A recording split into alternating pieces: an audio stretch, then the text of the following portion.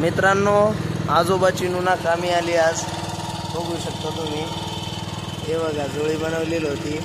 2-2 पिल्लू आणि एकदम मस्त व्यवस्थितपणे घरापर्यंत आणलेलं आहे. हे आपलं घर मित्रांनो.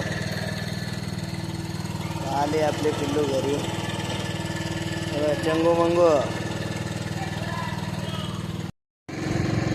नमस्कार मित्रांनो, welcome back to Akash goat farm. मित्रांनो, आता शेतामध्ये बकरी जनलेली होती बरं का.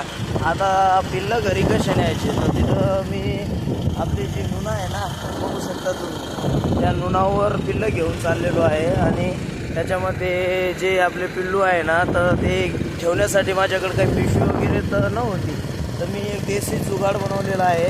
हे बघा तुम्ही, पिल्लूला मी आपल्या जे रुमाल असतो ना, त्या रुमालामध्ये झोळी टाईप बनवलेली आहे. आणि नुनावर मी स्वतः चालून त्यांना झोळीसारखं घेऊन चाललेलो आहे बरं का. अशा प्रकारे शेळीपालनमध्ये खूप काही वेगवेगळं करावं लागतं. आणि मी तर काही पण वेगळं करतो. समजा जसं का काही म्हणजे काही अडचण आल्यामुळं रडत बसण्यापेक्षा काहीतरी त्याच्यामधून मार्ग शोधण्याचा प्रयत्न करतो. तर हे बघा तुम्ही, चालू गाडीवर मी रोडाला चाललेलो आहे. आणि देशी जुगाड आपल्या पिल्लू झोळीसारखं बनवून त्याच्यामध्ये मी पिल्लू ठेवलेलो आहे. तर मित्रांनो, भेटूया नेक्स्ट व्हिडिओमध्ये. बघा, आकाश गोट फार्म हार मानण्याचा विषयच नाही.